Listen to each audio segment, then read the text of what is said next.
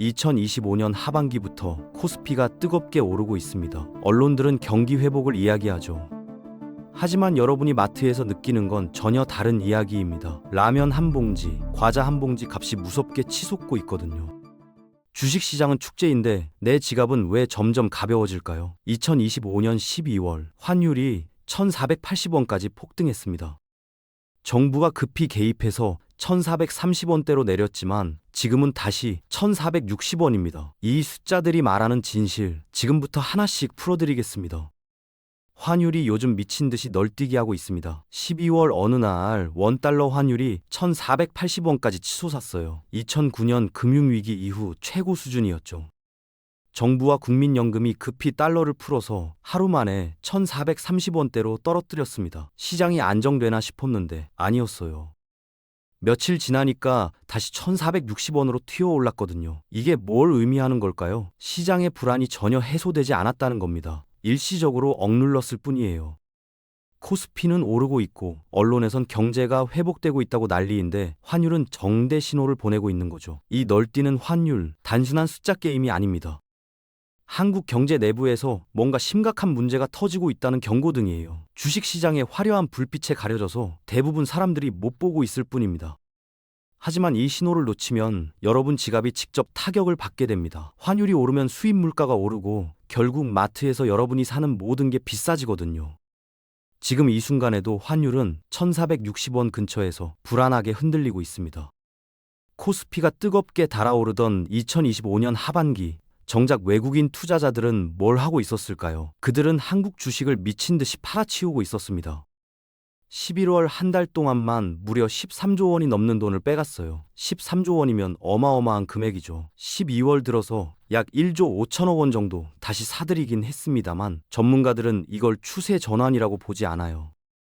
그냥 잠깐 돌아온 거라는 거죠. 외국인 투자자들, 특히 글로벌 기관들은 정보력이 남다릅니다. 이들을 스마트 머니라고 부르는 이유가 있어요. 이 사람들이 한국 시장을 대규모로 이탈하고 있다는 건 뭔가 심상치 않은 신호를 감지했다는 뜻입니다. 주가가 오르는 장에서 외국인이 빠져나간다? 이건 정상적인 상황이 아니에요. 마치 파티가 한창인데 제일 똑똑한 사람들이 슬그머니 문 밖으로 나가는 것과 같습니다. 이들이 한국 주식을 팔면서 원화를 달러로 바꿔가죠. 그 과정에서 달러 수요가 폭증하고 환율이 치솟는 겁니다. 거대한 자본이 한국을 떠나고 있다는 명확한 증거입니다. 그럼 외국인이 쏟아낸 13조 원은 누가 받아냈을까요? 개인 투자자들과 연기금입니다. 여러분 같은 개인들이 지금이 기회다라며 사들였고 국민연금 같은 연기금도 열심히 매수했어요. 그래서 코스피가 떨어지지 않고 버틴 겁니다. 겉으로 보기엔 멀쩡해 보이죠. 하지만 속을 들여다보면 이야기가 달라집니다. 건물로 치면 핵심 기둥이 빠져나간 거예요. 외국인 자본이라는 튼튼한 기둥 말이죠. 그 자리를 개인과 연기금이라는 임시 기둥으로 급하게 떼운 겁니다. 당장은 건물이 서 있지만 언제 무너져도 이상하지 않은 구조가 된 거죠. 전문가들은 이걸 시한폭탄이라고 표현합니다. 시장의 수급 구조가 완전히 뒤틀려 있다는 뜻이에요. 30대 직장인 김 대리를 예로 들어볼까요? 김 대리는 외국인이 팔 때 싸게 살 기회다라며 2천만 원을 투자했습니다. 하지만 김 대리가 모르는 게 있어요. 그가 산 주식을 판 외국인들은 한국 경제의 펀더멘털에 의문을 품고 떠난 거라는 사실 말이죠. 개인 투자자들의 열정만으로는 시장을 오래 떠받칠 수 없습니다. 외국인 자본 없이 내부 자금만으로 오르는 장세, 이건 지속 가능하지 않아요. 외국인들은 왜 한국을 떠나는 걸까요? 단순히 차익을 실현하려는 게 아닙니다. 한국 경제의 기초 체력, 그러니까 펀더멘털에 대한 신뢰가 흔들리고 있기 때문이에요. 이들이 주식을 팔면서 원화를 달러로 바꾸잖아요. 그 과정에서 달러 수요가 폭발적으로 늘어납니다. 수요와 공급의 기본 원칙이죠. 달러를 사려는 사람은 많은데 파는 사람은 적으니까 달러 가격이 오르는 겁니다. 그게 바로 환율 상승이에요. 12월에 13조 원어치 주식을 팔았다는 건 그만큼의 원화가 달러로 바뀌었다는 의미입니다. 환율이 1,480원까지 치솟은 건 우연이 아니었어요.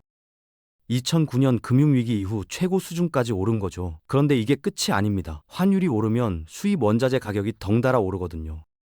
한국은 원자재를 거의 다 수입에 의존하는 나라잖아요. 기업들이 원자재를 비싸게 사오면 그 부담을 어디로 돌릴까요? 당연히 소비자한테 넘기죠. 라면 값이 오르고 과자 값이 오르고 식용유 가격이 오릅니다.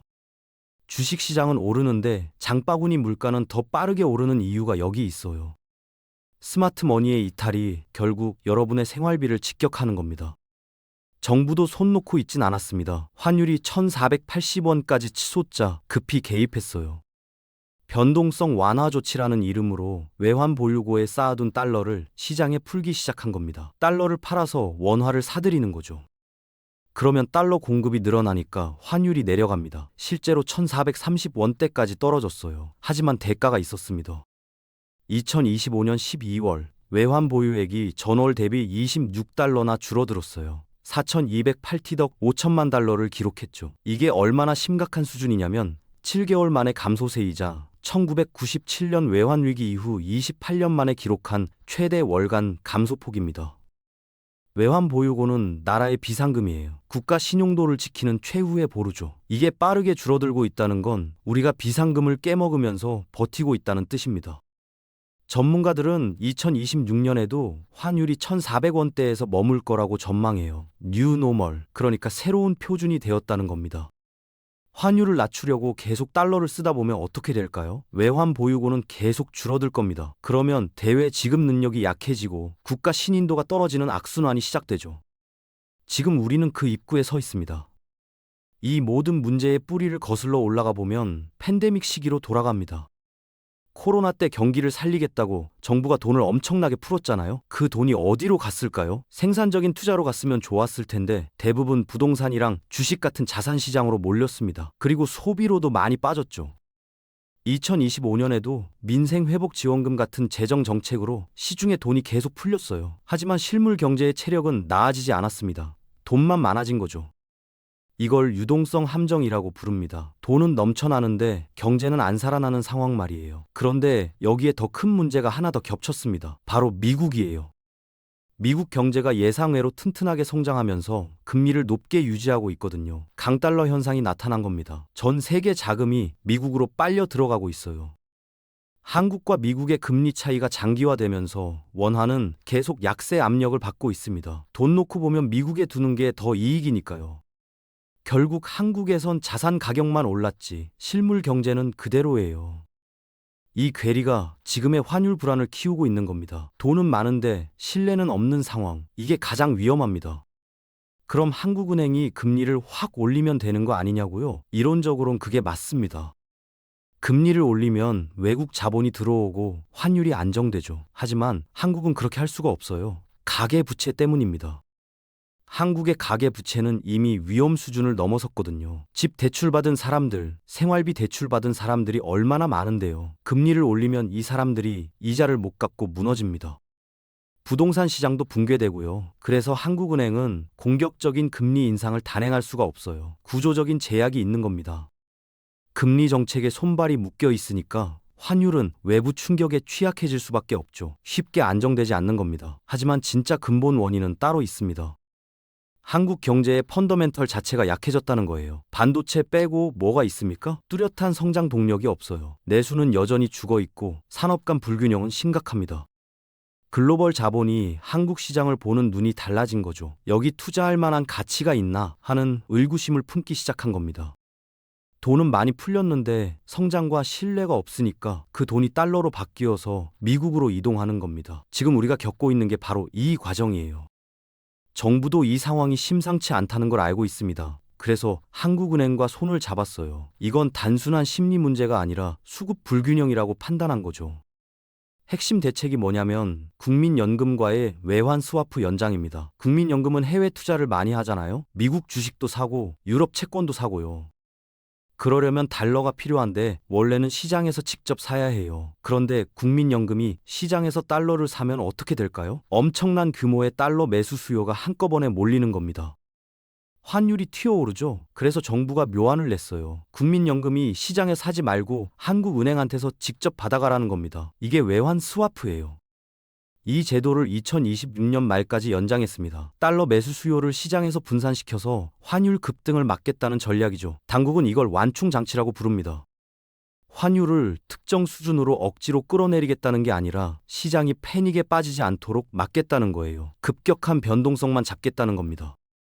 실제로 이 정책이 발표되자마자 효과가 나타났어요. 1,480원이던 환율이 하루 만에 1,430원대로 떨어졌거든요. 시장이 정부가 진짜 개입하는구나 하고 인식한 거죠. 하지만 그게 끝이 아니었습니다. 환율이 1,430원대로 떨어진 건 딱 며칠이었어요. 새해 들어서 다시 상황이 바뀌었거든요. 미국에서 달러 강세가 이어지고 외국인 매도가 또 시작됐습니다. 환율은 다시 1,460원대로 올라갔어요. 추세 전환에는 완전히 실패한 겁니다. 왜 그럴까요? 근본 원인이 해결되지 않았기 때문입니다. 미국과 한국의 금리 격차, 성장률 격차, 한국 경제의 구조적 한계, 이런 것들이 그대로 남아 있어요. 정부가 아무리 달러를 풀고 정책을 쓴들 이 근본 문제들을 해결하지 못하면 소용없는 겁니다. 전문가들의 평가는 냉정합니다. 지금 정책은 환율 상승을 막는 게 아니라 악화 속도를 늦추는 브레이크일 뿐이다. 치료제가 아니라 진통제라는 얘기죠. 실제로 글로벌 경제 환경이 바뀌지 않는 한 정책만으로 환율 흐름을 되돌리기는 어렵습니다. 미국 경제가 강하고 한국 경제가 약한 이 구도가 유지되는 한 말이에요. 정부도 이걸 알고 있을 겁니다. 그래서 완충장치라는 표현을 쓴 거예요. 문제를 해결하는 게 아니라 충격을 줄이겠다는 거죠. 우리는 지금 그런 시기를 지나고 있습니다. 그럼 우리 같은 개인은 어떻게 해야 할까요? 두 가지 핵심 전략이 있습니다. 첫 번째, 자산 포트폴리오에 반드시 달러를 담으세요. 달러 예금이든 미국 국채든 S&P 500 ETF든 상관없어요. 중요한 건 달러 기반 자산을 보유하는 겁니다. 환율이 오르면 달러 자산 가치도 같이 오르거든요.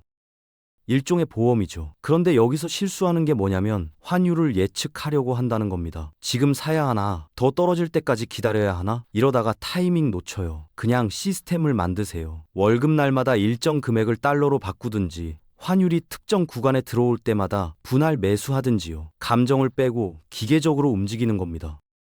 두 번째, 경제 지표를 모니터링하는 습관을 들이세요. 외국인 수급, 환율, 외환 보유고, 미국 금리, 달러 인덱스, 이 5가지만 체크하면 됩니다. 달러 인덱스를 보면 달러가 전 세계적으로 강해지는지 약해지는지 알 수 있어요. 외국인 수급을 보면 자금이 들어오는지 빠져나가는지 보이고요.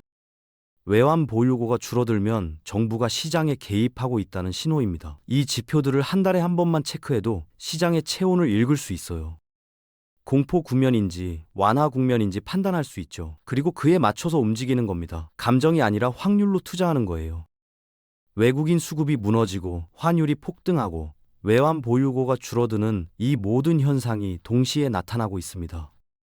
이건 단순한 분위기가 아니에요. 시장의 체온이 실제로 변했다는 확실한 신호입니다. 거대한 거시 경제의 흐름은 결국 어디로 흘러갈까요? 기업의 원가를 높이고 여러분의 생활비를 올립니다. 코스피 지수 하나만 보고 경제가 좋아지고 있네 하면 안 돼요. 겉면의 화려한 숫자에 취하지 마세요. 진짜 숫자는 따로 있습니다. 환율, 외국인 자금 흐름, 외환 보유고, 이게 진짜입니다. 같은 뉴스를 보고도 어떤 사람은 흔들리고 어떤 사람은 대비합니다. 차이가 뭘까요? 경제 흐름을 읽는 힘이에요. 위기 속에서 자산을 지키려면 구체적인 액션 플랜이 필요합니다. 오늘 말씀드린 두 가지, 달러 자산 확보와 지표 모니터링, 당장 시작하세요. 지금까지 경제 읽어주는 채널이었습니다. 다음에 더욱더 좋은 경제 지식으로 찾아뵙도록 하겠습니다. 감사합니다.